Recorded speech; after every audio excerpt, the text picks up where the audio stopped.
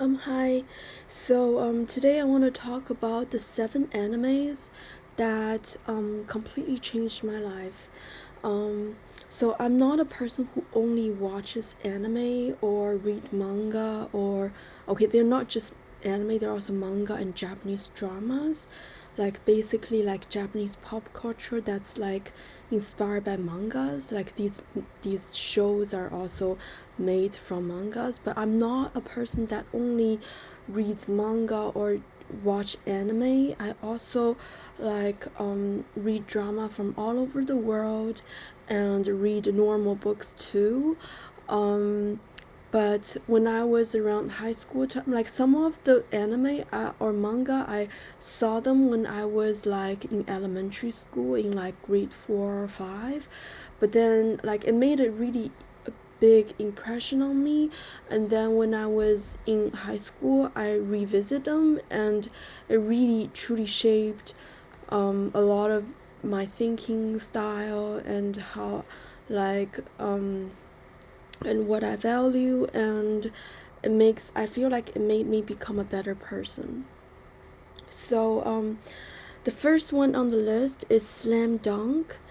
Um, it's made it's the manga is written earlier and the anime is made in 1993, but I started watching it when I was in grade 4. It's like in 1997ish, and then I um and then I watched it again in high school, and I watched it again when I was 23, and I watched it again when I was 27, I think. And I personally think it's pretty really good. It's one of my favorites. As you can kind of tell from the name that it's about playing basketball. But if you are a person, if you are because like the author loves to watch basketball, and a lot of basketball player in the 90s are like African American, they're black. So the author really like black people, and he makes really like intense jokes that but it's out of love. So if you are a really sensitive black person, or if you are a very like fragile like politically correct person, or if you hate black people, then you probably will be too offended by the jokes from this show. So, but if you're kind of like, oh, like I absorb like a good story, and like this like, and I can be able to tell the true meanings behind these like um really like heavy jokes, then you would probably like it. Yeah, it's probably one of the most inclusive shows I've ever watched.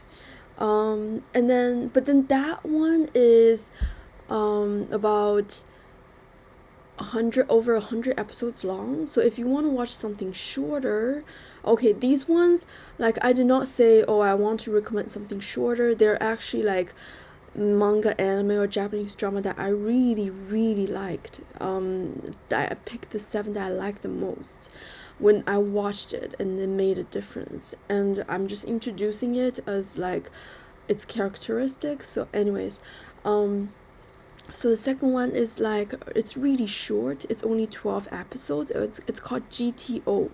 It stands for Great Teacher Onizuka. Like I will link all of the names down below in the description. Like this show is made in 1998, but I watched it in high school, and it really like teaches you how to be a good teacher. Um, if you want to like, it's not like a teacher just teach unimportant things. It's like teacher that teaches you important things that is actually useful. So if you want to watch a good show that teaches you how to be a good teacher, then you should watch this show. Yeah. And then the third one I want to recommend is called Moero Attack. It's a show as well. It's also based off of a manga. GTO is based off of a manga as well. Manga is like stands for Japanese comic books. Anyways, Moero Attack is filmed in 1979, so it's like a really old, and it's also about like 100 episode long or something, or 60 something episode. I don't remember. It's like I remember it's really long. Um, it's a little like Slam Dunk, but it's about girls playing volleyball. So if you are like I'm a girl, but well, I like Slam Dunk and I'm a girl. But if you're really keen, like I have to watch girls like do stuff and play sports instead of guys play sports, then you should watch Moero Attack, and it's really good. It makes you want to play volleyball. And then the next one I want to talk about is I suggest you to read the manga. Like Slam Dunk, watch the anime definitely.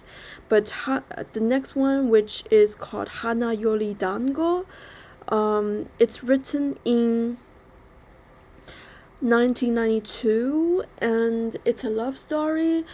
Only read the manga. Don't like and read it from volume 20. Read from book 20. Don't read from the beginning. And don't start with watching the dramas, because like this book is really popular. It's 100% love story, and it's the most epic love story I've ever read, and it's made into 5 TV adaptations. The first one is made in Taiwan, and then the second one is made in Korea, and the third one is made in Japan, and mainland China made a version 2, and North American fans like self-funded one, like Kickstarter funded one, but it sucks. They all suck, but the North American one sucks the most, because like they completely missed the point of like the show, and it's just really bad. And all the other shows, like it's like a really long story, but the Japanese one show is only 10 episodes, and like romance is really sensitive, and it takes time to develop a love, and if you squeeze it into 10 episodes, it's just gonna be really bad. And the Korean one, every character is just like, the girl is just so useless and the guy is just so perfect. It's like, I mean, like, okay, let me talk about the story. So the story is basically about the love story between a really poor girl and a really rich guy. It take place in high school, and it's like Hana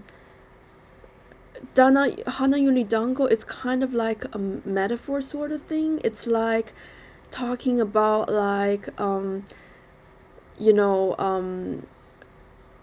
the flowers are really beautiful out there, but I just want to eat my rice cake, and so I'm just focusing on the rice balls in front of me, and I will ignore the flowers, which is like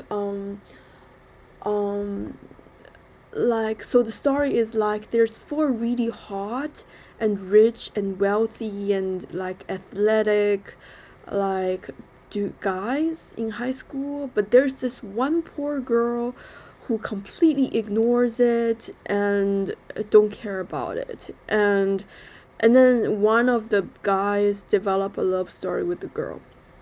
So that's basically what it's about, and it's a really epic story, but only read it from book 20, because before that I think it's either the author draw the books herself, and her drawing sucks, and her timing and her storytelling just sucks, but she have a good story. So afterwards, maybe she found someone to draw it for her, or maybe her storytelling and drawing improves, and it's only readable from book 20. So read it from book 20, and it's like manga comic books, and it wrote in many years. It took many years to write, so don't search like 1992, like because volume 20 is not written in 1992. It wrote in a few years. I don't know which years wrote. And if after you read the whole thing from book 2020 and you're like, you know, I want to watch the beginning, you can watch the Taiwanese version. It's not nearly as good as the manga, but it's like the storytelling is short and concise. So the next one is also a love story. This love story is completely opposite with Hana Yori Dango. It's called Proposal Daisakusen.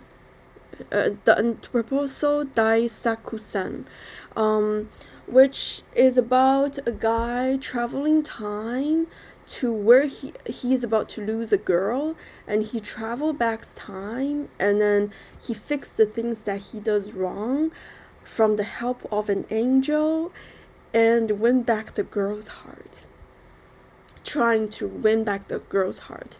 And it's really romantic in my opinion. It's completely opposite with Hana Yori Dango. It's not like an epic love story, but it's focusing on the little things in life, and so it's kind of like a different feeling. And this one is very short. It's only like 10 episodes long, whereas Hana Yori Dango is like 50 books long. So, and the next one, and that one is made in and Proposal Daisakusen is filmed in 2007. I think it's released in 2007. And then the next Japanese drama I want to talk, and Proposal Daisakusen is a drama, and the next Japanese drama I wanted to talk about is called Life. It's made also in 2007, and it's about bullying. It really like makes me feel like, you really need to stand up for yourself, and really how hard it is to be in a bully situation. I wasn't bullied this intensely. I was bullied a little bit like throughout my school time and throughout like my life, because I have kind of like a pretty friendly and nice soft personality, and I get bullied pretty easily, and I'm a crybaby too. Like I get upset really easily, and this kind of person is like a target for bullying. And Life is talking about in a Japanese surroundings where like things are more oppressed. If you are like, it's more subtle. I think if it's like a North America film, they'll be like beating the hell out of the bulliers. But like realistically, it's really hard to fight out bullies. Like when you are the small one, or when the society is like really subtle, the teachers don't believe you. It's just like really difficult to fight out these things, and this show shows just how difficult it is. And the girl is like, making the effort, like it's developing, first taking it and then to like trying to fight it. And then the next one I want to talk about, everybody knows, is drawn in 1991. It's Sailor Moon. Sailor Moon, I want to say I watched it in grade 4, and the manga, the anime is like really long, like about like 2 or 3 books of content. They can expand it to like 100 episodes or something. So I suggest you read the book. The book is 18 books long, and like it's kind of like for little girls. It's for like people around like maybe they're 11 or 12ish, when like you want to teach them about love, about like like fighting, fighting spirit and these kind of thing. Like then you can, and teach them to try to read. You can like let them read Sailor Moon. And Sailor Moon also inspired me to draw. Like I really liked drawing style back then, and so it's Sailor Moon that inspired me to like draw. And I end up like going to like a college that teaches me how to draw and make animations. Like it all started with Sailor Moon that makes me want to learn how to draw. But you definitely heard of it, just like, if you have like a kid that's like 11 or 12, or you wanted to like read something kind of really childish but have good values, then like, you can read Sailor Moon. But the show is just too repetitive, like each episode is really similar. And back then it's like I watch one episode a day and I'm like, oh, it's really good, and I'm only in grade 4. And now people matures early, and then also you have Netflix and Disney Plus and all sort of things, and then like you want to binge watch it, you will feel like, oh, how come every episode is the same? It's because there's tons of fillers.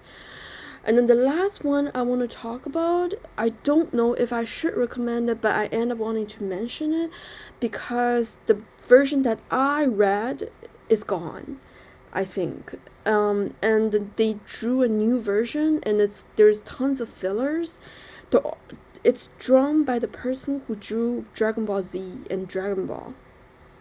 But before he drew Dragon Ball or Dragon Ball Z, he drew this manga called Dr. Slump in 1980, and it's way better than Dragon Ball Z and Dragon Ball, in my opinion. And but then like in, I think, 1998, 7 or 6, he drew it again, but the version I read is the 1980 version, and it's so good.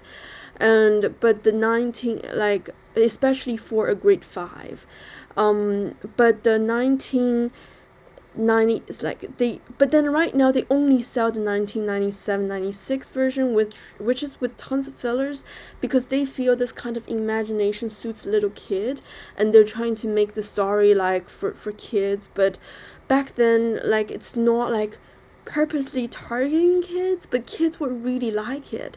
Let me describe an episode to you. So like, not an episode, like a chapter for you. It's like the main character is called Alale, and she is a robot that's really strong and look like a teenager that's like 13 years old. And so one day she went to school. She's like really like kind of oblivious towards everything, and then teachers like teaching like first day in school, and then teachers like, it's like really good if when you like something dropped to the ground, you should pick it up and you should give it to the police station instead of ignore it. Yeah, as she was talking about it, like she accidentally knocked off like a book, and as the book is dropping to the ground, Alale just like, she's a robot, she like runs really fast. She looked like an ordinary kid, but she's a robot. She runs really fast. In like 1 second she's like next to the table, and she pick up the book, and the teacher's like, oh, thank you, and is going to take it, and then she just run out of the door, and she run through the wall. And then so like the walls like have like a person's like figure on it, because she just run through the wall. And she went to the police station and handed it to the police. And the police is like, you are a good kid. And then, so she got addicted to it. So she went out and she see like next to the tree, there's like a pile of poo. And then so she's like, okay. And then she picked it up and she like runs to the police station and she like give it to the police. And the police like, thank you, you're a good kid. And then she like she's very strong, so like she see a car parked next like to the street. She went to pick it up. Like, she's very strong. Like, she picked up the car and she went to the police station and she gave it to the police. And then at that point, there's 2 policemen. One to sit her, why do you tell her she's a good kid? And the other police are like, do you dare to discipline her? Like, in that town, like, it's a very small town. Everybody knows she's like really strong and powerful, and like if she hits you, you're dead for sure. And then but she doesn't hit people, but like people are afraid she's gonna hit them, like, so she just pick up everything and give it to the police station, and they're too scared to discipline her and say, like, you know, it's wrong to do that, so they just say you're a good kid. So the last page of this chapter is that you see like all the houses and trees and cars, and like everything is like piled next to the police station, and the police station's wall have like 20 holes of person figure on it because she always run through the wall. And then so yeah, that's basically like the kind of story it tells. It's like there's a lot of inventions too, like a machine that makes you become tiny, or a machine that becomes you very big, and or like all sort of and time machine and all sort of things like that. And it's like really funny, but I don't think you can find that version of book I read. Like, they wrote a new version with tons of filler, but the original one is really good. So I just want to mention it. You probably cannot find it in the market anymore. You cannot buy anymore. You can search up Dr. Slump and you can find the volumes, but they might not be the volumes that I read back then when I was like a kid.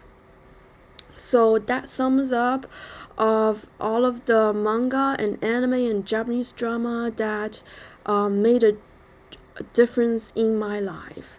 I hope you enjoy this video, and I'll leave everything down below.